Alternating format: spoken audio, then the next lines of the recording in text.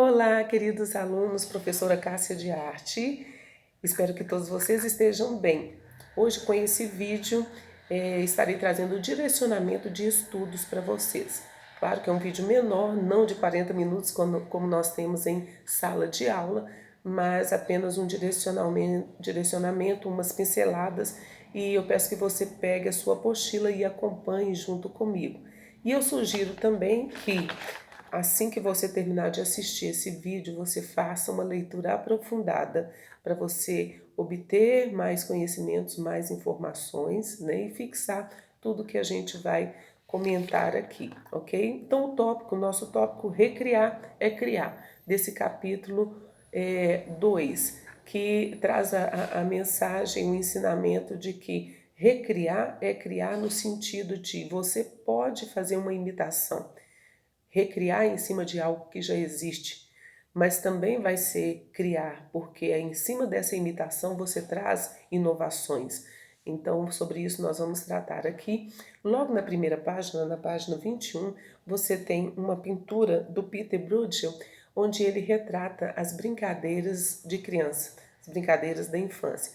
E você tem 3 questões, 3 perguntas aí. Essas perguntas você vai responder apenas para ativar o seu cérebro no sentido de compreender o assunto, né? E aí você vai conseguir identificar nessa pintura várias brincadeiras. Eu identifiquei aí cabra cega, cadeira de fonfon, bambolê, pega-pega. Faça o mesmo. Identifique as brincadeiras que você conhece que está nessa pintura. E aí você passa para a página 22, onde temos o tópico Teatro Elisabetano, o mundo todo é um palco. Teatro elisabetano porque os espetáculos teatrais criados na Inglaterra foi no começo do reinado de Elizabeth I. Então, por isso, esse nome, Teatro Elisabetano. E nesse período também, o parlamento puritano ele fechou os teatros profissionais, então eles tiveram que se virar para poder ter o espaço para apresentar as cenas teatrais. Nesse período também surgiu um fenômeno que nós conhecemos, que foi William Shakespeare, ou seja, o mais ilustre poeta dramático que nós conhecemos, e nessa época ele produziu também, nesse período do teatro elisabetano, ele produziu as suas obras. Outra coisa que aconteceu nesse período, que ao ler você vai identificar tudo o que eu estou te falando. Os homens do teatro, eles criaram peças e pela sua riqueza dramática, pela qualidade poética que elas tinham, elas sobreviveram há séculos. Então era feita com muita, com muita qualidade dramática, poética e sobreviveu o tempo. Outra coisa, nesse período também foram criadas as primeiras salas de espetáculos permanentes do mundo. Então, eram 6 salas e tinham as salas públicas e as salas privadas. Essas públicas eram para as pessoas com menos poder aquisitivo. As privadas eram para aquelas que podiam pagar um valor mais alto para assistir o espetáculo. Então, foram criadas essas 6 salas nesse período do teatro elisabetano, certo? E ali nesse período também surgiram vários grupos de teatro e esses grupos de teatro eles eram patrocinados pela nobreza. Então quem tinha condição financeira começou a patrocinar esses grupos teatrais. E outro fator muito interessante que aconteceu também nesse período, em 1583, a Rainha Elizabeth decidiu ter a sua própria companhia de teatro. Então ela reuniu os melhores atores dos grupos existentes e ali ela tinha a sua própria companhia de teatro que encenava para ela. Então tudo isso na página 22 você vai ler, vai aprofundar o seu conhecimento. Então o teatro elisabetano surgiu nesse período em que a rainha Elizabeth I iniciou o seu reinado. Foi quando surgiu também o William Shakespeare. Na página 23, você vai ler, vai entender que para manter essas salas de espetáculo, essas salas de teatro, né, era necessária uma presença significativa, uma presença maciça do público pagante para manter o funcionamento dessas salas. Então, eles tinham que criar muitas peças, diversificar bastante, porque elas ficavam pouco tempo em cartaz. Então, como elas ficavam pouco tempo em cartaz e eles precisavam de público pagante, eles estavam sempre criando novas peças para que esse público pudesse voltar, pagar novamente e assim dar continuidade à manutenção dessas salas de espetáculo, né? Esses espaços teatrais. E mais um pouquinho na página 23 você vai conhecer um teatro para ver e ser visto. Você vai conhecer aqui sobre o teatro que era de William Shakespeare, porque além de ser esse poeta dramático que ele foi famoso, ele se tornou também um empresário. Então ele tinha o seu próprio teatro e ele ali fazia os espetáculos e ganhava dinheiro com o teatro que era dele mesmo, tá? Esse teatro, nessa época, eles buscaram as tradições da literatura espanhola, na literatura italiana, então eles buscaram referências e a partir dessas referências eles recriaram, trouxeram uma nova cara, né? Então eles tinham como temática a tradição religiosa, o sentimento heróico, o espírito romântico e aventureiro das novelas da cavalaria.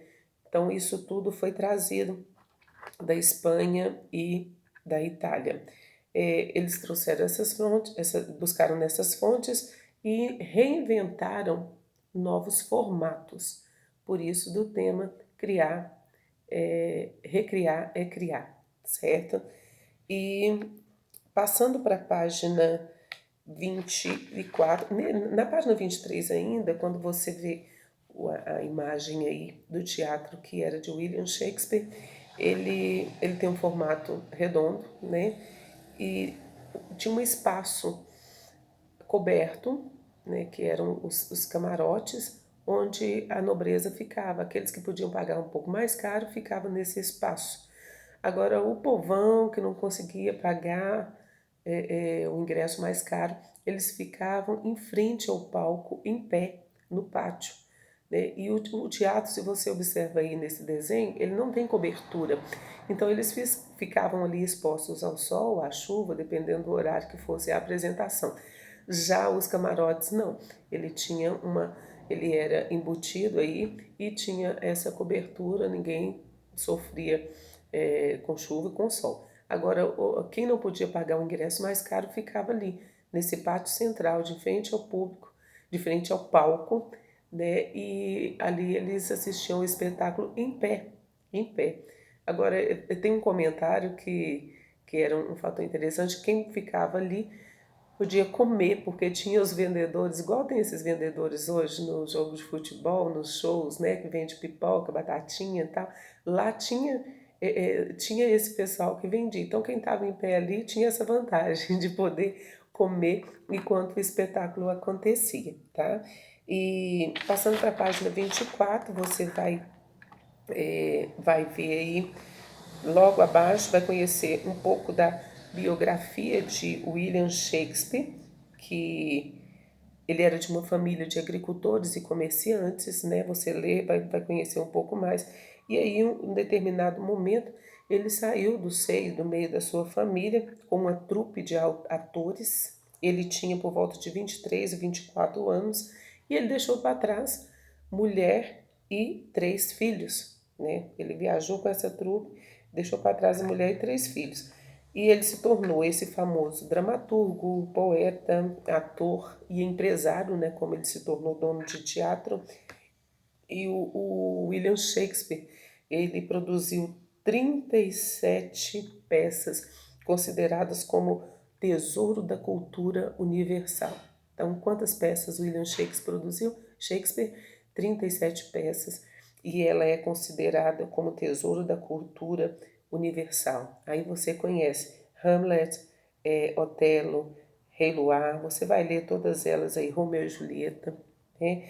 E então ele se tornou esse fenômeno que ele é conhecido universalmente. Suas peças tradicionalmente se encaixavam nas categorias de tragédia, comédia, históricas também e a tragicomédia. Essa era a característica tradicionalmente classificada, né, das obras de William Shakespeare, ok?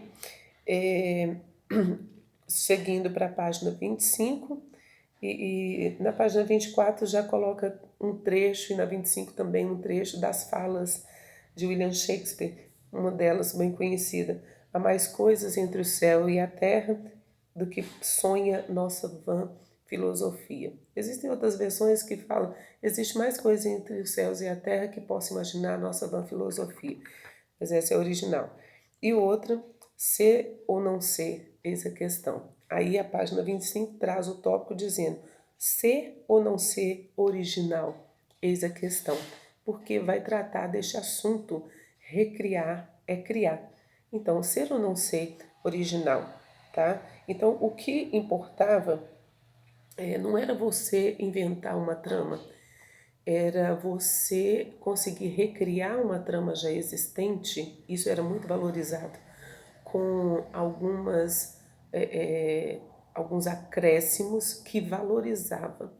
Então, algumas obras, peças teatrais de William Shakespeare, foi recriado. Ele fez uma modificação, ele fez uma adaptação que trazia um enriquecimento enorme para aquela peça teatral, tá? Então, a elaboração criativa, ela era extremamente valorizada, vamos colocar assim. A recriação ou a elaboração criativa, ela era valorizada. Então pegava alguma coisa, alguma representação que já existia, que era assim, mais ou menos, e ele ali incorporava personagens, a questão de roupas, de cenário, tudo muito bem elaborada, a forma como ele fazia, trazia uma riqueza, né, para aquela obra que já existia. Então, a genialidade do Shakespeare, ela estava focada, estava centrada nisso aí. Não tanto na originalidade da trama, mas na qualidade que ele desenvolvia as suas cenas e os seus personagens. Então, é isso, o Shakespeare, ele tinha inteligência, criatividade, tudo isso reunido, né? Outra coisa que ele reinventou, que já existia, ele pegou os elementos tradicionais do teatro, como o canto, a dança, a música, as máscaras, e ele trabalhou de forma também mais elaborada, que você vai ler um pouco na página 26. E aí eu vou passar uma atividade para vocês.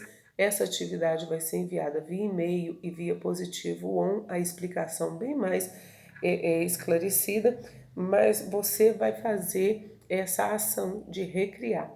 Você vai pegar uma letra de uma música, nós conhecemos várias músicas que têm várias versões dela.